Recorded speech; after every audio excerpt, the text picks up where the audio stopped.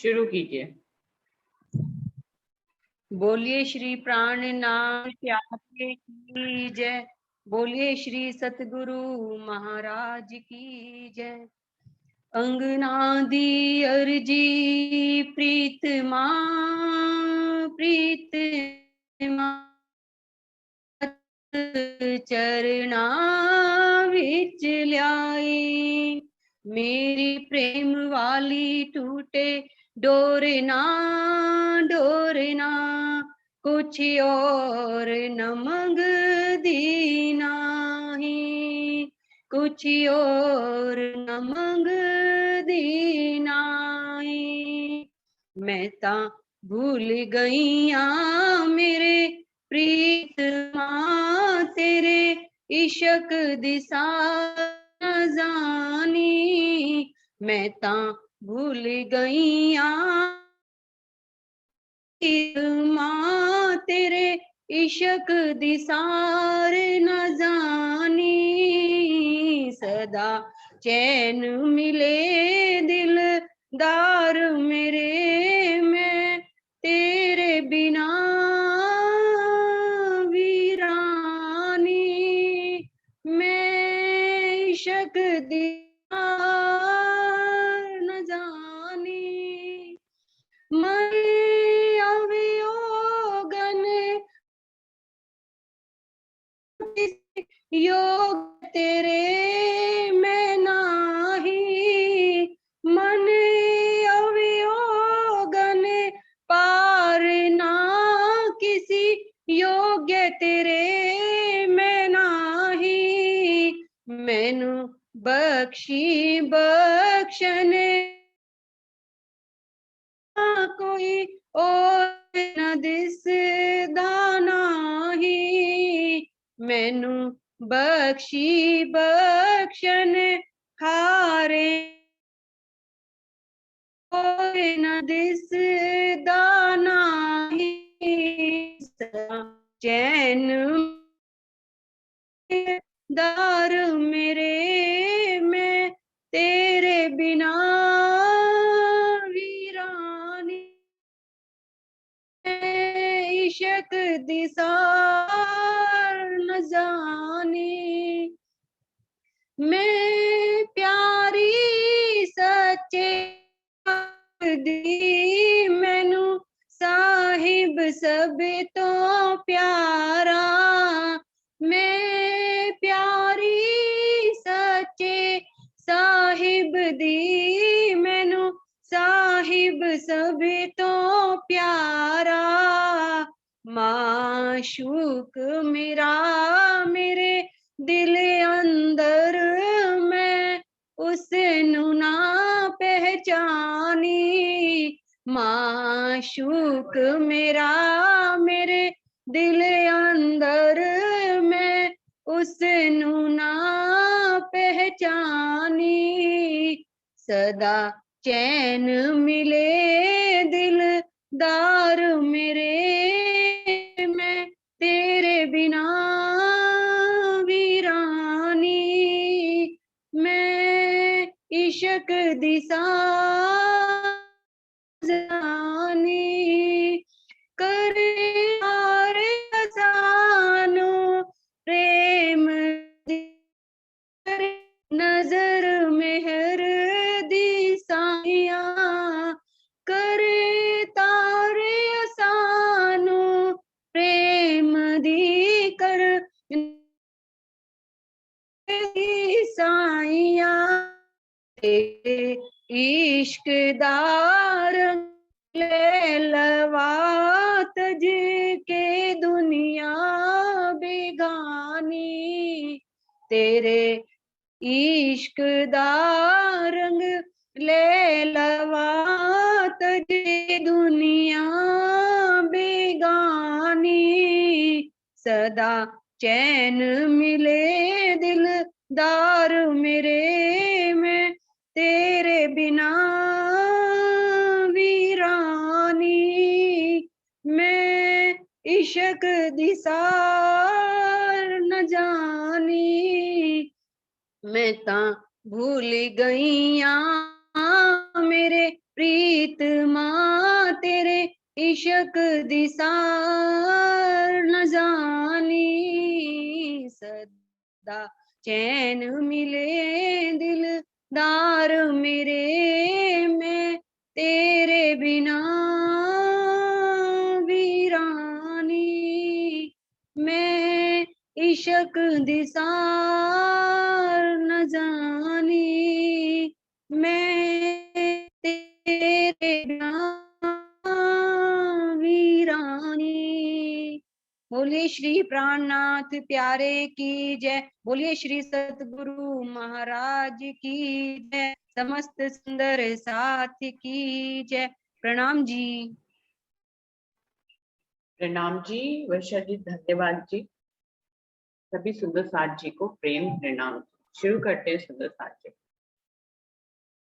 प्रथम लागू दुई चरण को, धनिये न छुड़ाइयो खीन, लाख तली लालेड़िया मेरे जीव के ही जीवन, इन पांव तले पड़ी रहूं, धनी नजर खोलो बातून, फलना वालों निरखु नेत्रे मेरे जीव के ही जीवन, मेरे जीव के ही जीवन। चर्चा प्रारंभ होत है, सुनो साथ चित दे, भजो राज श्यामा श्री प्राणनाथ सखी, जीवन हमारोए। श्री महामती कहे साथ जी, भया चर्चा का वक्त, अब तुम सुनियो चित्त दे, लाल आगे आए बैठे इन तखत, लाल आगे आए बैठे इन तखत।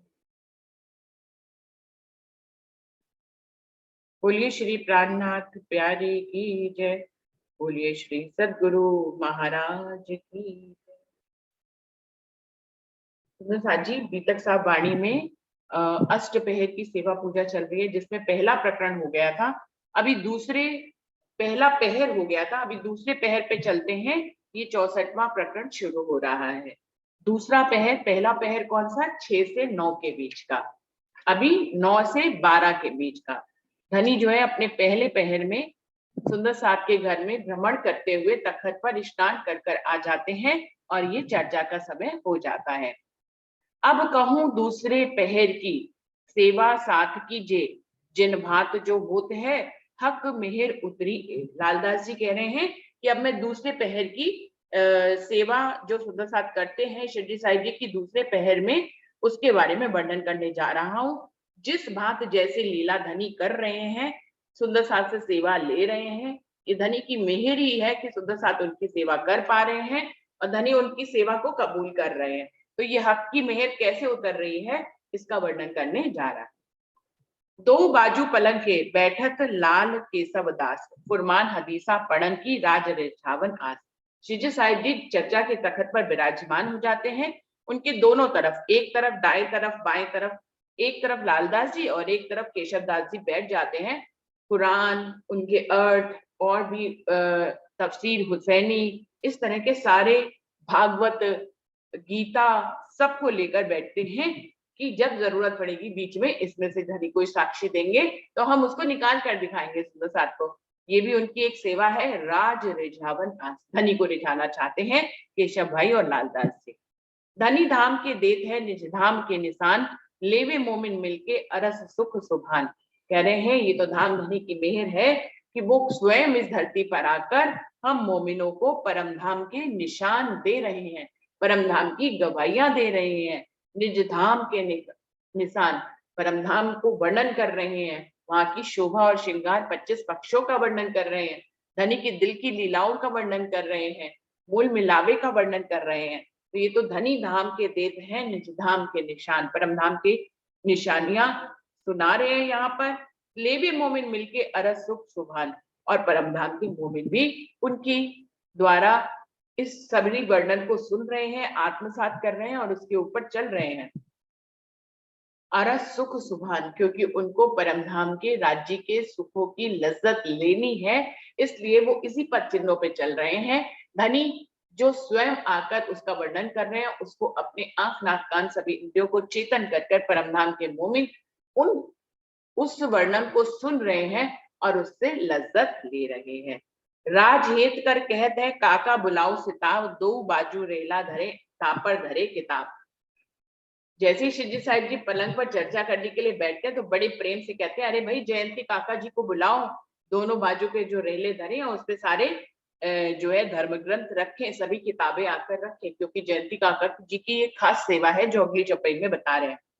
किताब खाना रखत है संदूका सब साज, सेवा करे सनेसो शिवराज रिझावन का। जयंती काका क्या करते हैं, जितने भी धर्म शास्त्र हैं, जिन जिन की शिवजी साहिब जी गवाहियां लेते हैं, चाहे वो बुद्ध गीता हो, बुद्ध श्रोत हो, कुरान हदीसें हो, भागवत हो, गीता हो, सबको बड़ी सहजता से एक संदूक में रखते हैं और सेवा करे सने तो इस सेवा को बड़े प्रेम से करते हैं। शिवराज रिझावन का सबके दिल में सिर्फ एक ही बात है कि अक्षर की धामधनी इस दुनिया में स्तन में आए हैं, उन्होंने उनको पहचाना है, तो अब सेवा करके सिर्फ उनको ही रिझाना है। हजूर हमेशा रहते थैलिए पैसे, हुकुम होए ताय दे वही काका सेवा करे। जयंती काका ने एक और सेवा ले रखी है, वो हमेशा शिवजी साहिब जी के सामने रहते हैं, उनके पास एक थैली होती है जो पैसों से भरी रहती है और राजी महाराज जिसको हुकुम करते हैं उसको वो काका जिसको जिस तरह के पैसों की जरूरत होती है तो जयंती काका उसमें से निकाल कर देते हैं। यानी कि अकाउंट का सारी व्यवस्था जयंती काका ने ले रखी है, चाहे किसी को रसोई की व्यवस्था करनी है, चाहे किसी को अपने पर्सनल काम के लिए, कपड़े लत्तों के लिए लेनी है पैसे, सब तरह से सेवा जयंती काका उनको करते हैं शिवजी साहिब जी के कहने। बाघ जी ले आवत आगे धरे जंगोटा, शिवराज रीछ के लेवत है वास्ते बैठक ओटा। अब ये बाघ जी भाई हैं, इनका बड़ा सुंदर भाव है, ये आते हैं और जंगोटा शिवजी साहिब जी के सामने बड़े प्रस्तुत करते हैं और शिवराज जी भी बड़े रीझ के उनकी सेवा को स्वीकार करते हैं। वास्ते बैठक होता, ये जंगोटा क्या है, ये जंगोटा जो होता है आपने कभी किसी फिल्मों में और सीरियल्स वगैरह में देखा होगा, जहाँ कहीं ऋषि मुनि तपस्या कर रहे होते हैं तो एक ऐसे सीधा सा डंडा होता है और उसके ऊपर अर्ध चंद्रिका के रूप में एक ऐसे करके आकृति बनी होती है, तो जिसपे क्या होता है हमारी कोहनी या हाथ ऐसे करके आराम से टिक जाता है। तो शिवजी साहिब जी चर्चा करते समय आराम की मुद्रा में रहे तो साइड में ऐसे करके जंगोटा रहती कि कभी उनको हाथ टिकाना हो तो उस पर बैठकर वो आराम की मुद्रा में आ सकते हैं, तो वो जंगोटा दे देते हैं उनको। बड़े प्यार से शिवजी साहिब जी उनकी सेवा को एक्सेप्ट कर लेते हैं और पंजा बनमाली दास का देवे शिवराज के हाथ सुंदर सुभग शोभित खजोले सुख पार। और जो बनमाली दास है उनका दूसरा भाव है, शिवजी साहिब जी को अपने हाथों से बनाकर एक हाथ की आकृति की का एक जो है इसको पंजा दे देते हैं, जैसे कि आर्टिफिशियल पंजा। एक तो ये हमारा पंजा यहाँ तक अगर लेंगे तो ऐसे पंजा है, अभी तो मार्केट में बाजार में भी आने लग गए हैं ऐसे। उसका यूज क्या है, वो अपने हाथ से बनाते हैं बनमाली जी। उसको क्या उन्होंने कभी देखा कि चर्चा करते करते शिवजी साहिब जी को कहीं पीठ पे खुजली होती है तो वो अपना हाथ वहां पर डालते तो नहीं पहुंच पाता है, थोड़ा सा चर्चा में विघ्न ना हो इसके लिए वो उनके लिए पंजा बना देते हैं। उस पंजे को शिवजी साहिब जी के पास रख दिया जाता है, जब भी कोई भी शिवजी साहिब जी को कोई खुजली होती है तो वो उस पंजे को उठाकर उस स्थान पर पहुंचाकर खुजली कर लेते हैं। तो ये बनमाली दास जी की सेवा है। दुदुंद राय तफसीर ले सुनावत अल्लाह कलाम, हजूर हमेशा बैठक इनका यही काम। और जो दुदुंद राय है वो क्या है, तफसीर हुसैनी लेकर अल्लाह के कलामों को शिवजी साहिब जी को सुनाते हैं, हमेशा शिवजी साहिब जी के पास ही बैठते हैं। इनकी यही सेवा है कि जब शिवजी साहिब जी तफसीर हुसैनी से कुछ भी कुरान की बात अल्लाह के कलामों को सुनना चाहते हैं तो दुदुंद राय बड़े उनको सुनाते हैं प्रेम से। खुसखस किताब लिख के पहुंचावत पैगाम, वास्ते फर्ज उतारने पहुंचाया खलक तक तमाम। दुदुम राय की एक और सेवा है कि वो जो है जो धनी अर्थ निकालते हैं, जो चर्चा वाणी करते हैं उसकी किताबें लिख लेते हैं, या जो वाणी शिवजी साहिब जी को खुलासा उतर रही है, खिलवत उतर रही है, परिक्रमा उतर रही है, उसको हाथों से लिखकर अलग अलग किताबें कर लेते हैं कि भैया सनम की अलग, परिक्रमा की अलग, श्रृंगार की अलग, अलग अलग किताबें लिखकर पूरी दुनिया में उस पैगाम को बांटते हैं। ये उनकी खास सेवा है। कोई दिन गोविंद राय और रहत टेक चंद, गाजी बनी असराई की बीतक बांचे श्रीदेव चंद्र। और कभी कभी जो गोविंद राय हैं और टेक चंद जी हैं, ये दोनों जो है धनी देवचंद जी और उनके साथ चलने वाले सुंदर साहब की बीतक को भी बांचते हैं, शिवजी साहिब जी को सुनाते हैं और सुंदर साहब को भी सुनाते हैं। और बद्रीदास बैठत बाका लिखा बरसे, सेवा है इनकी और काम के अनेक। और जो बद्रीदास जी उन्होंने क्या सेवा ले रखी है कि वो 1 बरस तक इस सेवा को करते हैं कि पूरे दिन की दिनचर्या मोटे रूप में लिखकर उसको रख लेते हैं, जिससे कि आज से 5 साल बाद भी पता लगे कि फला तारीख को फलाने सन में हमने क्या किया था उस दिन। तो हमें गवाही मिल जाती है वो पूरे दिन की दिनचर्या को, जैसे आजकल लोग डायरी लिखते हैं अपने दिल की बात, क्या दिन भर में हमारे साथ क्या घटित हुआ। बिल्कुल ऐसे ही बद्रीदास जी पूरे दिन की जो है दिनचर्या को एक डायरी में संग्रहित करके लिखते हैं और 1 बरस तक वो लिखते रहे, ये उनकी खास सेवा थी। होकर बद्री शामिल सेवा करत जोए, देवीदास बानी लिखे पर राज रिझावे ए। और बद्री पोकरना और देवीदास जी वाणी लिखते हैं, या तो वो चर्चा के अंश लिख लेते हैं या जो धनी की वाणी उतर रही है उसको लिख लेते हैं और फिर उसको पढ़कर श्रीराज जी को सुनाते भी हैं, ये भी सेवा है। और बानी साथ ले खड़े एजो लिखन हार, तथा मथुरा और तिमर परस परस राम खबरदार। और भी कई सुंदर साथ वाणी लिखने की सेवा में, वाणी तो जितनी लिखी जाए उतने ही लोगों तक हम उसको पहुंचा सकते हैं। हमारे पास जितनी प्रतियां उतने ज्यादा लोगों तक वाणी पहुंच जाएगी। आज तो छप के तैयार हो जाती, तब ऐसा तो कोई सिस्टम था नहीं। तो बहुत से सुंदर साथ इस काम में लगे हुए थे, जिन जिन के नाम आए, जिन जिन के नाम नहीं आए, वो भी वाणी लिखने की सेवा किया करते थे। और बानी साथ ले खड़े एजो लिखनहार, इसमें मथुरा भाई, तिमर भाई, पसर राम भाई भी खबरदार होकर वाणी लिखते हैं। पदमिया और बीरिया और सूरत सिंह, मकनिया लिखत है जुगते कलाम सनद। पदमिया भी शामिल है, बीरिया है, सूरत सिंह है, मकनिया है, ये भी वाणी लिखने का काम करते हैं। हीरा मन हेत सो लिखत बानी सार, और अपनी अपनी लेखड़े ए हजूर बैठन हार। और हीरा मन भी बड़े प्रेम से वाणी का सार लिखते हैं। इस प्रकार से बहुत से सुंदर साथ ऐसे हैं जो अपने अपनी उन्होंने बहुत सी वाणी के लिखने की प्रक्रिया को चालू किया हुआ है, बहुत बहुत सी किताबें उन्होंने लिख डाली है। वो अपनी वाणी सुनाने के लिए, अपने हाथ की लिखी वाणी सुनाने के लिए सच्चे साहिब जी के सामने बैठते हैं। मोना अतमो सो लिखे पढ़े भली भांत, भवन अडग बैठत है गिरधर सुने यही बात। मोहना भाई जो है बहुत ही मोह से वाणी को लिखते भी हैं और पढ़ते भी हैं, पढ़ के भी सुनाते हैं, दोनों सेवा। कोई सुंदर साथ अगर बूढ़े हैं और कहते हैं हमें वाणी पढ़ के सुना दो, तो वो सुना भी देते हैं। भवन अडग बैठत है, और जो भवन भाई है वो अडिग होकर शिव जी साहिब जी के सामने चर्चा सुनने के लिए बैठते हैं। अडग होकर बैठना कि जरा भी नहीं हिलना डुलना, एकदम एकदम सतर्क होके, खबरदार होके अपने गुणविंद्रों को धनी की चर्चा पे लगाते हुए अडिग होकर हिलते हैं, वो हिलते डुलते भी नहीं है। गिरधर सुने यही बात, और गिरधर भाई अडिग होकर सुनते हैं, सुनने की श्रद्धा बहुत अच्छी है, तो वो सुनते हैं भाई को सामने बैठ के। हरिदास बैठक बानी लिखने का, जो पुस्तक लिख घर में धरे कोई ताले वाले के काज। और हरिदास जी क्या है, वो भी शिव जी साहिब जी के बगल में बैठते हैं, वाणी लिखने का काम करते हैं। वो पुस्तकों को लिखकर अपने घर में संग्रहित कर लेते हैं। फिर कोई सुंदर साथ को कहीं शिव जी साहिब जी ऑर्डर करते हैं, अरे भैया और सुंदर साथ को सनत की वाणी भेजती है, जरा भेज दो, तो भेज देते हैं। या वहीं पे कोई सुंदर साथ मांगता है तो उसको भी वाणी दे देते हैं। भागवत गीता के रहस्य कांड दिखावे राज, हजूर हमेशा रहता है मिसर गोविंद जी इनका। भागवत और गीता के रहस्यों को, अनसुलझे रहस्यों को श्री जी साहिब जी अपनी चर्चा में खोल खोल कर बताते हैं। एक आम सुंदर साथ भी भागवत और गीता के रहस्यों को जान जाता है, और मिसर और गोविंद जी दोनों ही उनके हजूर में रहते हैं हमेशा, कि जो रहस्य खोलकर दिखा रहे हैं हम उसको लिख लेंगे।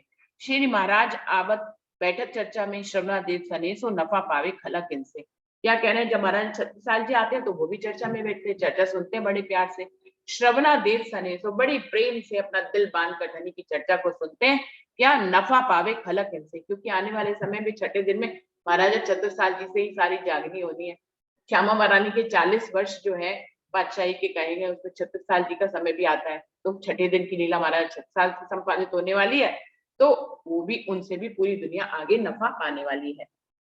श्री मुख से चर्चा करे अत मीठी रसायन बैन, दे साख वेद कतेब की अत देत सुख चैन। श्री साहिब जी अपने मुख से जो है चर्चा करते हैं, उनकी रसायन, उनकी रचना जो है वो बहुत ही मधुर और मीठी है, दिल को सुहाने वाली है, और वो अपनी चर्चा में वेद और कतेब दोनों पक्षों की गवाहियां देते हैं, जिससे सुंदर साथ के मन के भ्रम उड़ जाते हैं और उनको सुख चैन और करार मिल जाता है।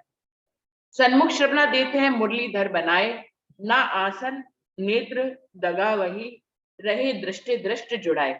अब जो है मुरलीधर जी हैं, वो बहुत ही शिवजी साहिब जी के बिल्कुल सामने बैठ जाते हैं, बहुत ध्यान से अब अंदर और बाहर के कानों को खोलकर उनकी चर्चा सुनते हैं। ना आसन नेत्र डरगावई, वो पीयूष से नेत्र मिलाकर चर्चा सुनते हैं और अपने आसन को भी हिलने डुलने नहीं देते हैं। रहे दृष्टि दृष्टि जुड़ाए, अपनी दृष्टि को शिवजी साहिब जी की दृष्टि से बिल्कुल मिलाकर वो चर्चा सुनते हैं। इस ढंग से जो चर्चा सुनता है वो चर्चा सीधे दिल पर चली जाती है। दिल दरिया खुलत है कई लहरा उठत तरंग, श्रवणा देत जो साथ जी कई उपजत अंग उमंग। जब शिवजी साहिब जी चर्चा सुनाने के लिए उमंग में आ जाते हैं, धनी उनके ऊपर मेहर करते हैं, तो कहीं सागर की लहरें लहरें और तरंगे उठने लग जाती हैं।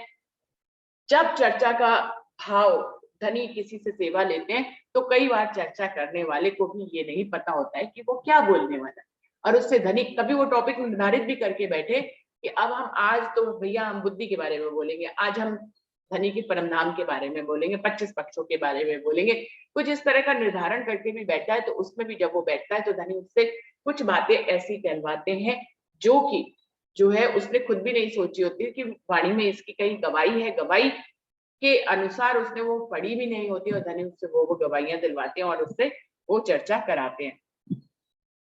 तो इस प्रकार से दिल दरिया खुलत है कई लहरा उठत तरंग, श्रवणा देत जो साथ जी कई उपजत अंग। और जो सुंदर साथ परमधाम के हैं वो उनकी इस चर्चा में बहुत सुनते हैं बड़े ध्यान से, तो उनके अंदर परमधाम की उनके अंगों अंगों में परमधाम के सुख उत्पन्न होते हैं।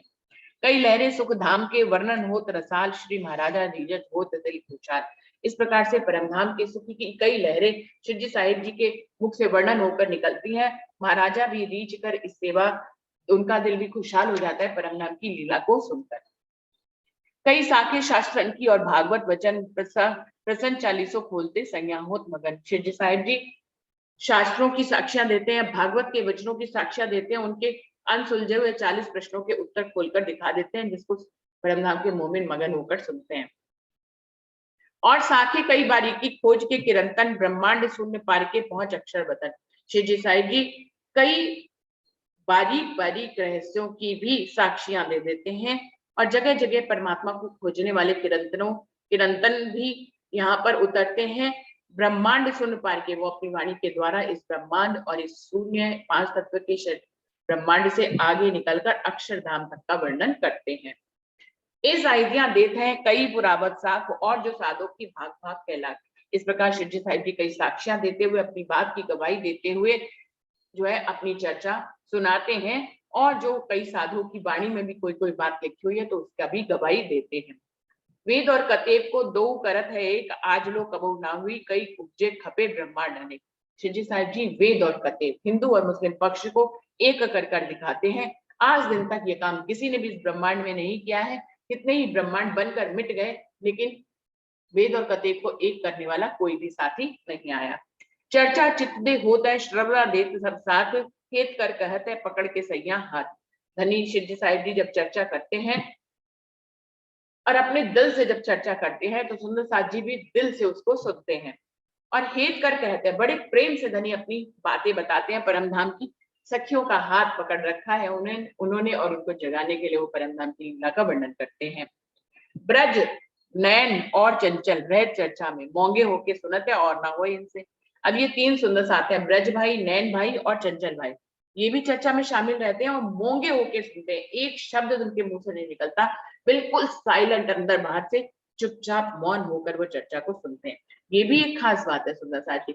अगर आपने मौन होकर चर्चा नहीं सुनी तो चर्चा आपके ऊपर से निकल जाएगी। यदि हमारे मन में अपने घर का कोई कार्य चल रहा है और हम बैठ गए जूम मीटिंग में, तो कुछ भी होने वाला नहीं है, जो भी कोई बोलेगा वो आप सुन ही नहीं पाएंगे। तो सुनने के लिए मौन होना जरूरी है, बाहर से मौन होना, इन मुंह से तो कोई शब्द ना ही निकले, अंदर हमारे मन से चित्त से भी कोई शब्द ना निकले, तो उसको मौन होना कहते हैं। मीठी रसना रस भरी, अर्थ सुंदर है बोल, चैन होत है चित्त को कोई नाई ए सुख कौन। लालदास जी कह रहे हैं बहुत ही मीठी रसना, रस भरी रसना से धनी अपने सुंदर बोलों से चर्चा करते हैं। उनको सुनते ही हमारे चित्त को करार मिल जाता है और इस सुख के समान कोई भी ब्रह्मांड में दूसरा सुख नहीं है। कहाँ कहो इन जुबान की जो हेत कर फरमाए, अहनिस युगल स्वरूप को वर्णन कर दिखाए। शिवजी साहिब लालदास जी कह रहे हैं, मैं शिवजी साहिब जी की जुबान की सिफत आपको कहाँ तक, उससे वो बड़े प्रेम से धनी की लीला का यहाँ पर वर्णन करते हैं। धनी के युगल स्वरूप के स्वरूप और श्रृंगार का वर्णन करते हैं और वर्णन कर करके साक्षात धनी का अनुभव भी कराते हैं, उनके श्रृंगार का भी अनुभव कराते हैं, उनकी लीलाओं का भी अनुभव कराते हैं। तो धनी ने कितनी मेहर उनको दे रखी है कि वो सबको उन सभी लीलाओं का अनुभव भी कराते हैं। जैसे कि धनी देवचंद जी आड़का लीला से दर्शन कराते थे, शिव जी साहिब जी अपने मुखार बिंद से वर्णन कर करके सुंदर साथ को उस लीला में पहुंचा देते हैं और वही उस सुख को आत्मसात करते हैं। धाम धनी निज धाम को और न दाता कोई, ये लेने वाले साथ है और न समझे कोई। लालदास जी रहस्य खोल रहे हैं कि ये जो इतना का सब कुछ मधुर वाणी में सुना रहे हैं, ये कौन है? ये तो स्वयं अक्षरातीत है, तभी तो अपने परम धाम का वर्णन कर रहे हैं। और लेने वाले जो सुनने वाले हैं तो 5000 की जबात, लेकिन सुनते कौन है? जो परम धाम के मोमिन है, वही वहां की बातों को, वही के रहने वाले हैं, तो कनेक्शन जुड़ जाता है, तो वो भी बड़े प्रेम से इन बातों को सुनते हैं। सुख बतावत धाम को, दुख बतावत खेल, जगावत है जुगत से तीसरे तकरार लेल। लालदास जी कह रहे हैं, धनी अपनी चर्चा में बताते हैं कि ये जो माया है इसको छोड़ना है, ये दुख रूपी है और दुख ही देती रहेगी। और जो है धनी है वो सुख के सागर है और वो सुख ही देते रहेंगे। तो हमें क्या करना है? दुख से खुद को अलग करके सुख की तरफ ले जाना है। तुम नाही इन खेल के याद करो निज धाम, दो वेर दो तकरार में पूरे हुए न मनोरथ काम। शेट्टी साहिब जी उनको चर्चा में याद दिलाते हैं कि हे मोमिनो, तुम याद करो, तुम यहाँ माया के नहीं हो, तुम तो परम धाम के रहने वाले हो। तुम ब्रज और रास में आए थे, तुम्हारी इच्छाएं पूरी नहीं हुई थी, तो तीसरी बार तुमको इस ब्रह्मांड में लेकर आए हैं। इस वास्ते ये तीसरा दिखाया तुमको, ये मेरे तीनों सूरत खेल में आई जे, इसलिए तुमको तुम्हारी इच्छाएं पूरी नहीं हुई थी, तो तुमको इस तीसरे खेल में लाए, इसको बनाया और इस तीसरे ब्रह्मांड में मेरी तीनों सूरतें, बसरी मलकी हक की तीनों सूरतें आकर खेल में जो है सुंदर साथ को इस माया से छुड़ाने का कार्य करेंगी। पहले लाया कलाम को इसारते रमूजे हक, रुअल्ला किल्ली लाया इमाम खोल दिखाया बुजरक। पहले स्वरूप बसरी स्वरूप ने क्या किया? वो परिणाम से धनी की इशारतों को लेकर आया, उन्होंने कुरान में लिख दिया सारी शर्तों के साथ। दूसरा स्वरूप धनी देवचंद जी का जो मल की सूरत है, उन्होंने क्या, उनके यहाँ धनी ने तारतम ज्ञान की चाबी भेज दी, जो सब धर्म शास्त्रों में लग जाएगी। और तीसरा इमाम मेहंदी जो है, उनके अंदर जो है धनी ने उस चाबी के माध्यम से सबको खोलने की हिकमत डाल दी, तो वो सबको चाबी से खोलते रहते हैं सभी धर्म शास्त्रों को। पांचों रोज रब के दिखावत कर प्यार, अब हम धाम चलत है तुम बूझो होशियार। शेठ जी साहिब जी अपनी चर्चा में अपने तक आने वाले पांचों दिनों को, जो ब्रज का पहला दिन, दूसरा रास का, तीसरा मोहम्मद साहब का, चौथा धनी देवचंद का, पांचवा स्वयं अक्षरातीत का, तो पांचों रोज रब के दिखावत कर प्यार बड़े प्रेम से धनी के जो अब तक 5 दिन बीत हो गए उनके बारे में बताते हैं। अब हम धाम चलते हैं तो बूझो होशियार। और श्री साहिब जी कहते हैं कि अब मेरी सत्ता परम धाम में लग रही है, मैं वहीं का चितवन करना चाहता हूँ, अब तुम जो है खुद ही खबरदार हो जाओ। इतना सब कुछ तुम्हें बता दिया, सुना दिया, लेकिन अब मुझे आत्मिक सुख के लिए परम धाम की तरफ लगना है और आप लोग अपने आत्मिक सुख के लिए खबरदार हो जाइए।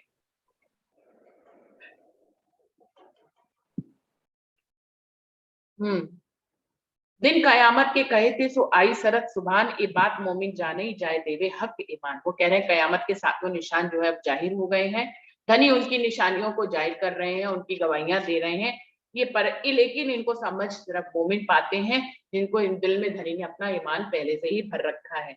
7 निशान बड़े कहे होसी रोशन वक्त कयामत, कया 1100 सन के सो आए पहुंची सरत। लालदास जी क्या कह रहे हैं? जो 7 निशान है कयामत के,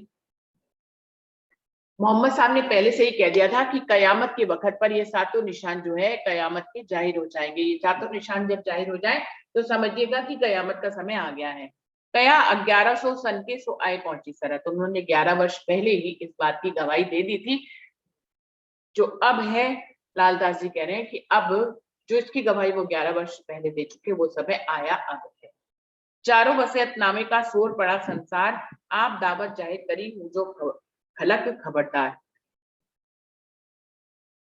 कयामत नामे, जब कयामत के 7 निशान जाहिर होंगे तो उसमें यह भी है कि उस समय मक्का मदीना से 4 वसीयतनामे आए, जिससे सारी दुनिया में शोर पड़ गया कि मगरब से सूरज उग गया है और सारी शफकत बरकत उठकर हिंद में चली गई है। ये सारी बातें उस भविष्य, उस आकाशवाणी में थी जो वसीयतनामे आए थे, उनमें सब लिख लिख कर सबको पहुंचाया जाता है। आप दावत जाहिर करी हूँ जो खबर हूँ जो खलक खबरदार। लालदास जी कह रहे हैं उन्होंने स्वयं ही कयामत की दावत को जाहिर किया है धनी ने यहाँ पर, और सारी दुनिया को वो संदेश दे रहे हैं कि आप सब खबरदार हो जाइए। आजूज माजूज जाहिर भय, उगया सूरज मगरब, दाबा हुई जाहिर देखेगी दुनिया।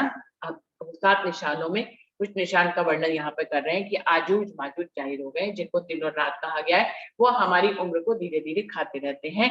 उगया सूरज मगरब, पश्चिम से सूर्य उदय हो गया है जिसमें रोशनी नहीं है। तो पश्चिम किसको कहा गया है? जो है अरब कंट्री को पश्चिम कहा गया है। वहां पे जो सूर्य उगा है उसमें रोशनी नहीं होने का मतलब यह है कि वहां से जो वाणी है, कुरान है, उसकी शफकत बरकत उठकर हिंद में आ गई है। दाबा हुई जाहिर, दाब तो नर्ज नामक जाहिर हो गया है, जो हमारे अंदर प्रवृत्ति है उसी को दायब तो नर्ज नामक जानवर कहते हैं। देखेगी दुनिया, आप दुनिया खुद आंखें खोल कर देखेगी कि किस प्रकार से कयामत के जो निशान लिखे हैं वो जाहिर हो रहे हैं। भाई लड़ाई दज्जाल सो करी मोमिनो और इमाम, सो अब होसी जाहिर देखसी खलक तमाम। अपनी परमात्मा की तरफ की चलने वाली राह में परम नाम के मोमिनो, इमाम मेहदी धनी की 3 सूटों को दज्जाल से लड़ाई करनी पड़ेगी और उस लड़ाई को पूरी दुनिया देखेगी। ईसा और इमाम लड़े दज्जाल से जोर, मरते दज्जाल पुकारिया पड़ा खड़क में सूर। ईसा रूह अल्लाह और इमाम मेहदी दोनों मिलकर दज्जाल से लड़ाई करेंगे।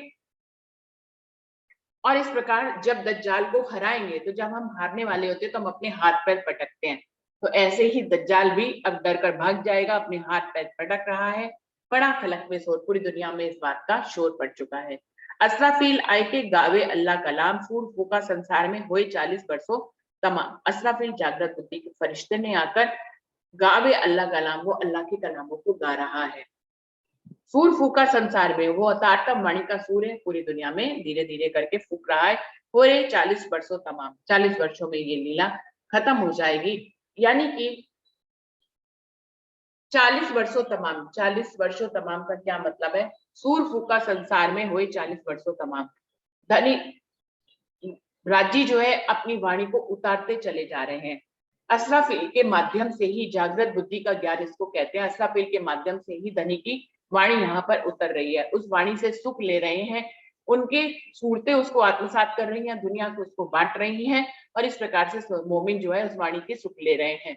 तो उसमें 40 वर्षों में जो बात आती है वो 1735 से 1775 तक में वो महाराजा छत्रसाल जी की, धनी देवचंद जी की लीला तो इमाम मेहदी के अंदर बैठ के आ गई और महाराजा छत्रसाल तक चलती है। तो इन 40 वर्षों में वाणी बराबर उतर रही है। अरस इलाही खजाना करते हैं सरफ, जिन ताले लिखा सो पावई और ना लेवे हर खरफ। वो कह रहे हैं जो परम धाम से ये अरश का इलाही खजाना उतर रहा है, ये सर्फ है जो हमें साफ करने का काम करता है, हमें अंदर बाहर से ये वाणी हमें साफ करती है। लेकिन ये जिसके भाग्य में लिखा है वही इसके शब्दों को ले पाएगा, बाकी जिनके भाग्य में नहीं है वो इसको सुनकर भी गवा देंगे। तो इसको देखकर अपनी राह को बदलना परम धाम की मोमिन ही कर पाएंगे, बाकी लोग इसको सुनेंगे लेकिन अपनी राहों को बदल नहीं पाएंगे। इन चर्चा में बोलन की काऊ न रहे मजाल, मानने को ठाड़ा रहे सोई करत दज्जाल। वो कह रहे हैं जब शिरडी साहिब जी चर्चा करते हैं तो किसी को एक शब्द तक बोलने की मजाल नहीं होती। इतनी सुंदर चर्चा में सब लोग भाव विभोर व्यंग होकर खो जाते हैं कि कोई भी एक शब्द भी नहीं बोल पाता है। लेकिन इनमें से जो दज्जाल है वो खड़ा हो जाता है इन मोमिनों को डिगाने के लिए। तो कभी किसी को खुजली कर देता है, कभी किसी का ध्यान भटका देता है, मन भटका देता है। तो इस प्रकार से वो करता है बीच में लड़ाई, बीच बीच में। श्री महामती का ये साजी सुनियो चित्ते तुम, अब आरोगन के वक्त का हुआ है हुक्म। महामती जी कह रहे हैं परम धाम के मोमिनों, आप चित्त देकर सुनिए कि शिरडी साहिब जी की चर्चा जो कि 9 से 11 बजे तक होती है और फिर 11 बजे भोजन का समय हो जाता है। अब आरोगन के वक्त का हुआ है हुक्म, धनी की तरफ से हुक्म हो गया है कि धाम धनी के इस सांसारिक तन को भोजन की आवश्यकता है। तब उनको चर्चा की खुराक, जो आत्मिक खुराक हमें मिल गई है, उसके बाद अब हमें उनको जो है दैहिक खुराक के लिए समय हो जाता है। आरोगन की का समय हो जाता है 11 बजे। अब यहाँ पर प्रकरण खत्म हो रहा है। अब कल ये जो 9 से 12 का पहर है, इसको वाणी में बीतक साहब ने 2 भाग में 9 से 11 तक जो चर्चा का विषय है वो इस प्रकरण में आ गया है, और 11 से 12 जिसमें आरोगने की लीला होगी वो अगले प्रकरण में होगी। तो यहाँ पर सुंदर साथ जी ये प्रकरण समाप्त हो रहा है। 64 प्रकरण है, 3793 चौपाई पूरी हो गई है। यहीं पर चौपाई को दोहराते हैं। श्री महामती कहे ए साथ जी, सुनियो चित दे तुम, अब आरोगन के वक्त का हुआ है हुक्म। हुआ है वो काम। बोलिए श्री प्राणनाथ प्यारे की जय। बोलिए श्री सद्गुरु महाराज की जय। सर्व सुंदर साथ की जय। प्रणाम जी, सभी सुंदर साथ जी को प्रेम प्रणाम जी। सुंदर साथ जी अपनी दूसरी प्रणाम जी, प्रणाम जी। प्रणाम जी। प्रणाम जी। प्रणाम प्रणाम जी। प्रणाम प्रणाम सुंदर जी। जी। सभी सुंदर साथ जी को प्रणाम। प्रणाम जी। प्रणाम जी। प्रणाम जी। चलते हैं सुंदर साथ जी अपनी दूसरी बैठक की तरफ।